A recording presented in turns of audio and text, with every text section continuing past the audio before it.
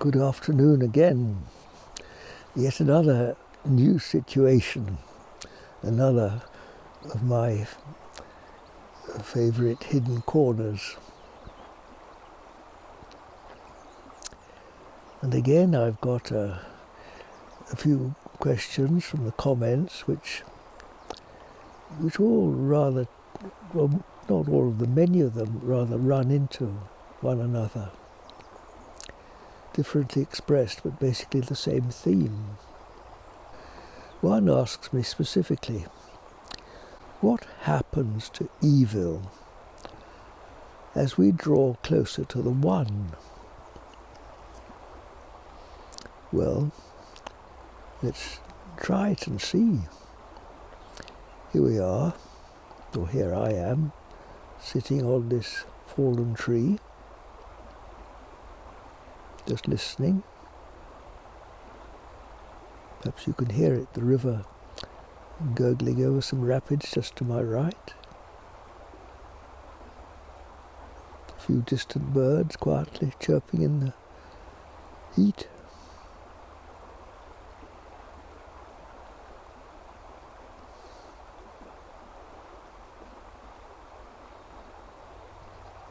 These are all the various happenings of nature, the different plants, and yet there's one silence, one stillness, one peace, one presence which contains all these different forms, including Phil over there behind the camera and me here, and one or two other people round about similarly enjoying the peace and beauty of this place.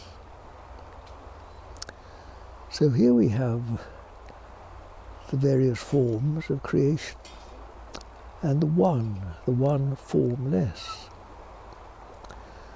the one that changes with the season and the other that does not change. Two aspects of creation which are always and ever present. That which changes and that which changes not.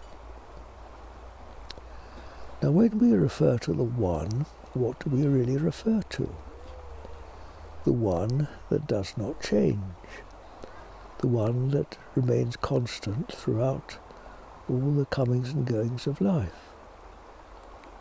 The One indivisible, whole, complete, perfect, amidst all these different names and forms.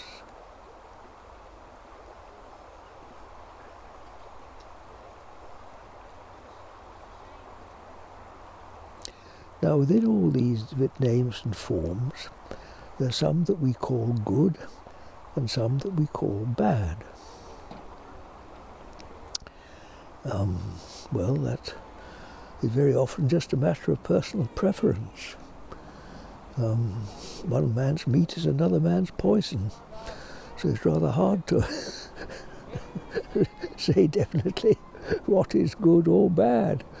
At the moment, a lot of people would say coronavirus is bad, and yet just before we came out, they had talking to an old friend of mine, and like many people, he was remarking on the quiet streets and the way everybody is out and enjoying the sunshine, and there seem to be some very positive benefits, at least to many, if not all, people from this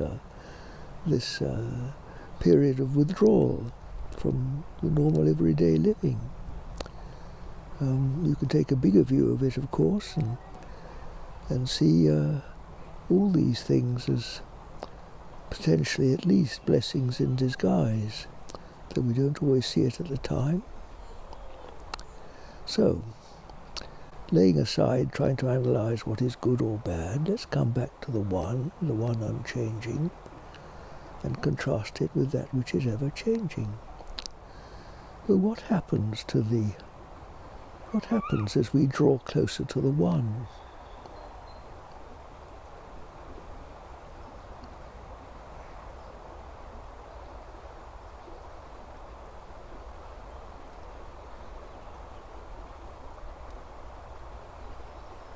Well, the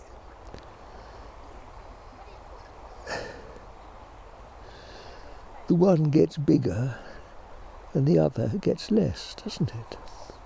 The one becomes predominant in one's mind, and perhaps even more so in one's heart,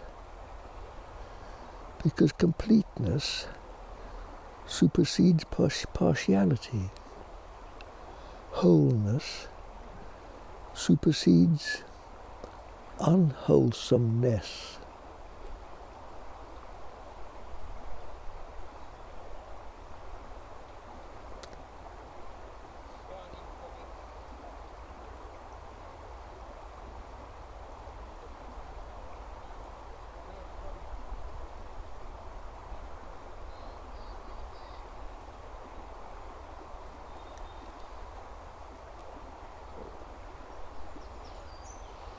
Jesus said, to the pure, all things are pure.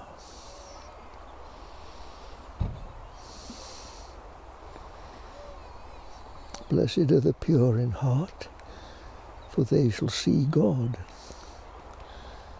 And what is God if not this oneness?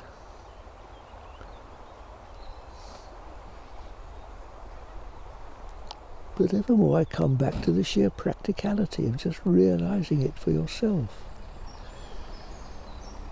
Come back to the one, and our insatiable desire to label everything good or bad, evil or right, it just dies out. You lose interest in it. It's just all one. And all is in its place. Everything has its season. There's night and day. Is night good and the day bad? Or are they just both two sides of one thing? What happens to evil? Indeed, what happens to it at the moment? I'd find it difficult to say where and what it is. What do we mean by it anyway? Or is it just burnt up, as it were, in the light of the sun? What happens to the mist when the sun rises? It just disappears, doesn't it? What happens to the nightmare when we wake up? It just disappears. More light, less dark.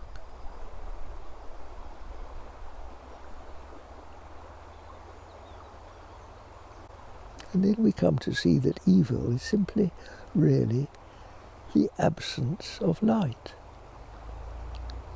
It's what we experience when we get things the wrong way round, when we forget about the one, and we can see no further than this analytical, divisive state of mind, which is always saying, I like this and I don't like that. This is good, this is bad.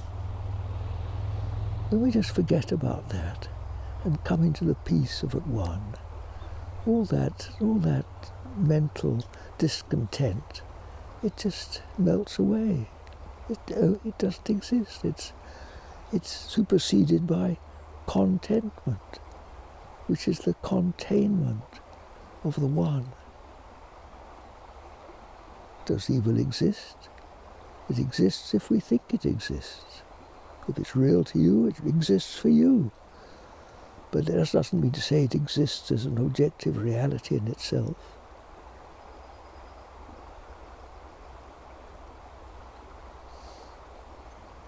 Try coming back to the one if you're beset by evil.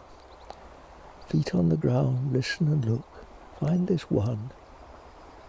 And you'll be amazed how a lot of what we call reality simply melts away. More light, less dark. The less of me, the more of God. God bless you, dears. Until another day. Bye-bye.